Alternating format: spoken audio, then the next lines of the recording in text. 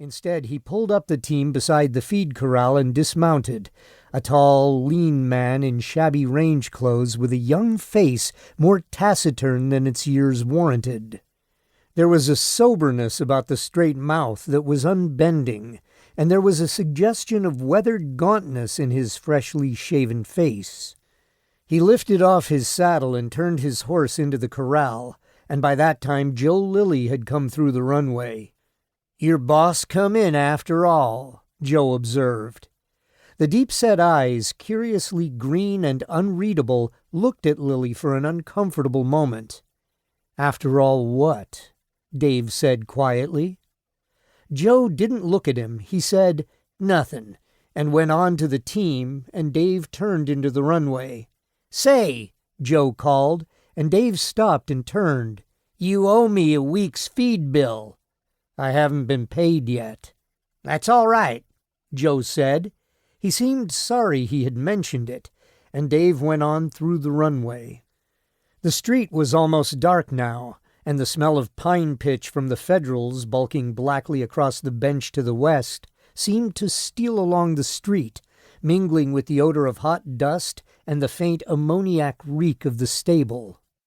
Dave paused and fashioned a cigarette, aware suddenly of the remoteness of this place, of the strangeness of these people, and he turned up the street.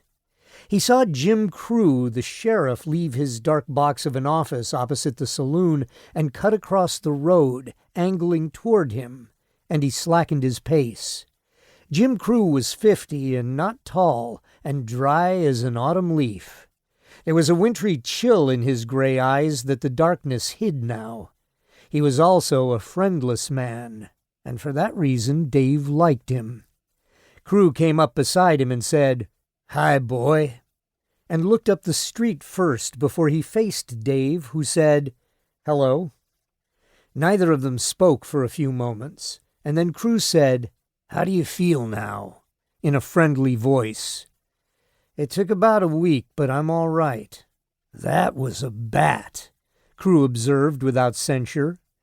"I'll buy you a drink," Dave said. He saw Crew's head turn to look at him again, and he said, "No, I'm all right. A drunk like that once in a lifetime is enough. I just want to buy you a drink." "I'd like one," Crew said. Dave fell in beside him now, and they walked toward the special in silence. He was thinking of the 7 nights that Jim Crew had hauled him, stupid with liquor, from the special to the small jail behind his office. Crew had never reproved him, never locked him in, only watched him, Dave remembered, with a deep and sober pity. Crew had sensed, without ever speaking of it, his need for oblivion that was almost necessary for life. On the 8th day, Crew had come into his cell and roused him and said, "Can you ride?" At Dave's nod, Crew tilted his head toward the door. "Circle 66 needs a hand. You better go out there. I told Shipley about you. Rest up for a couple of days."